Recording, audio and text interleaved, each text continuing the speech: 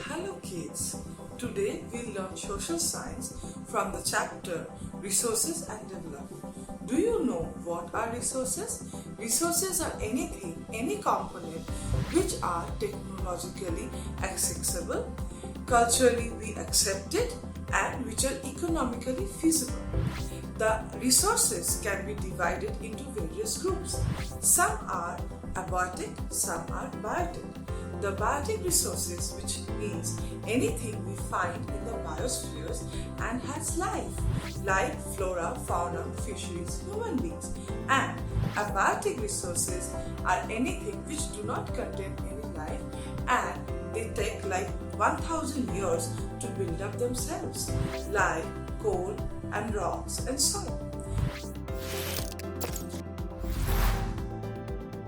Now, resources can be further divided into renewable and non-renewable resources. Do you know what are renewable resources? Renewable resources are any resources which can be regenerated or reproduced by mechanical and chemical processes like solar energy and wind energy, for example. Now, non-renewable resources are anything which cannot be renewable again and again, and it is consumable once and only. And these takes thousands of years to build up themselves, like oil, coal, etc.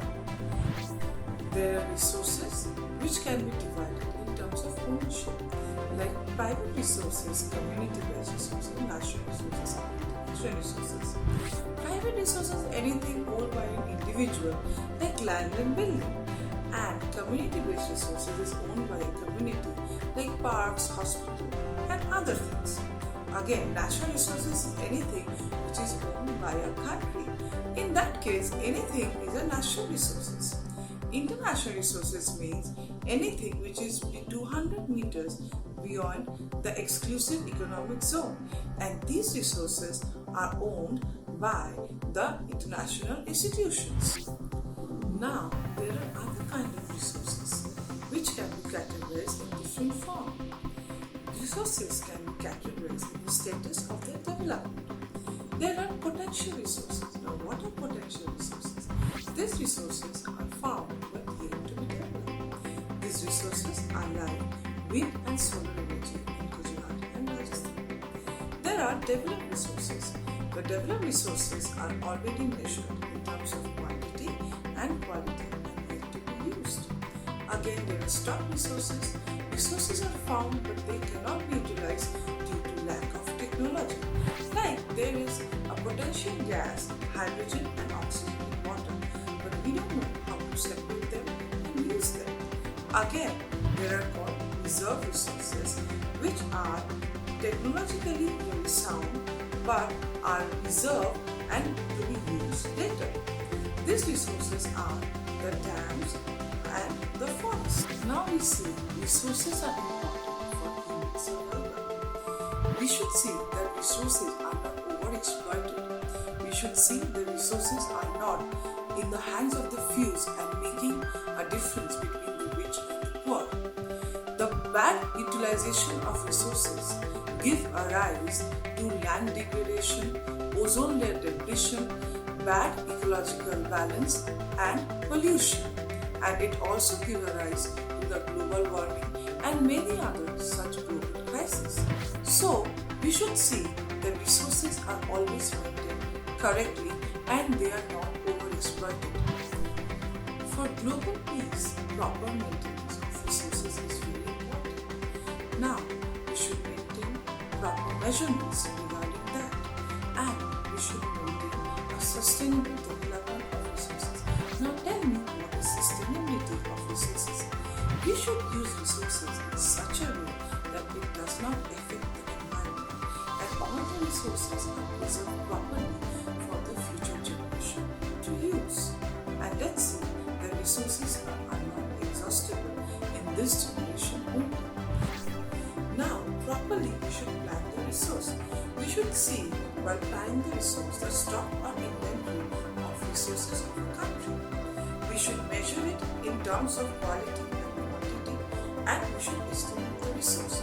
We should set institutional setup we should increase the technology and skill for the maintenance and development of resources. Now we can say the land is a very important resource. In land, there grows the fauna and flora, and also the different infrastructure and also the technology. So we can say land is one of the most essential of the resources, and we should know how we should utilize this land with proper planning and what should be the pattern of distribution of land while using up the resources. So students, do you know in India how we divide our land? 43% of the land we use for agriculture, 30% of the land we use as forest, tourism and ecological balance, and 27% of the land in India is a plateau and very rich in minerals, and we do our mining activity. And you know, the pattern of land in India, how we use the land is decided by the topography, the climate and the soil. Again, we should know what kind of density of population we have in a land, what kind of culture and tradition of people we have in a land. In this way, we use the land. These are the determinants of how we use the land.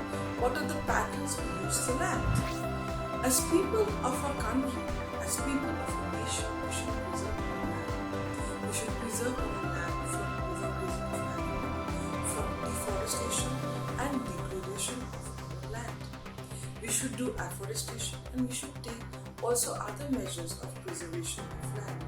Like we should put thorny bushes on the sand dunes, we should put shelter beds on the plants, and also we should control our wastage of land. We should do land management, and in this way we should preserve and plan for a better land management, which can help us in sustainable development in the future. Now in land, soil is the most important resource, and it is renewable also, because it gives shelters to many forms of life. Soils can be divided into many parts, like alluvial soil, black soil, red and yellow soil, laterite soil, arid soil, and forest soil. Alluvial soil is the most fertile of all the soil and is found in the delta of the Mahanadi, Krishna, Godavari river. And in alluvial soil, it is intensively cultivated, and it is the most highly populated area, since the cultivation is very high over here, and it is the most fertile of all the soil. Black soil is found in Maharashtra, Saurashtra, Chhattisgarh, and here the most well-known crop is the cotton. Black soil is clayey in nature and can hold a lot of moisture. Black soil is very fertile, and it has a lot of material like phosphoric, potash and magnesium. Again, here comes the red and yellow soil, which is a bit rich in iron or ferrous and is made up of metamorphic soil.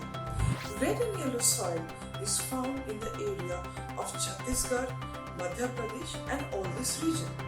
This is not very fertile in nature, but crops can be grown if fertilizers are used.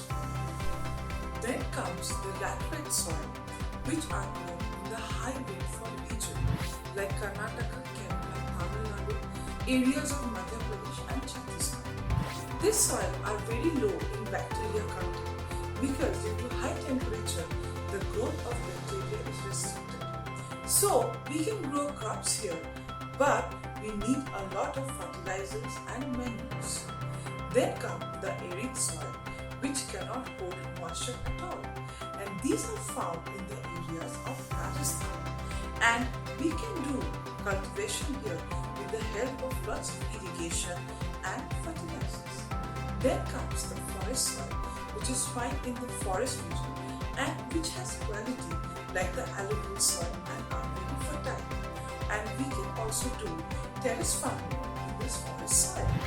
We should maintain this soil properly for proper cultivation, and we should maintain the less of soil erosion in our country. Soil erosion or carrying away of soil topmost layer is formed due to glacier, wind and water, and also due to human activities like overgrazing of land and deforestation. So we should plant more trees, we should produce more shelter bed for plants, and we should maintain the proper soil, and we should do proper soil management. And in this way, we can regenerate our soil for cultivation. So we end the chapter here. Hope you learned the learning and enjoyed your lesson. For more such interesting stuff, subscribe to our YouTube channel.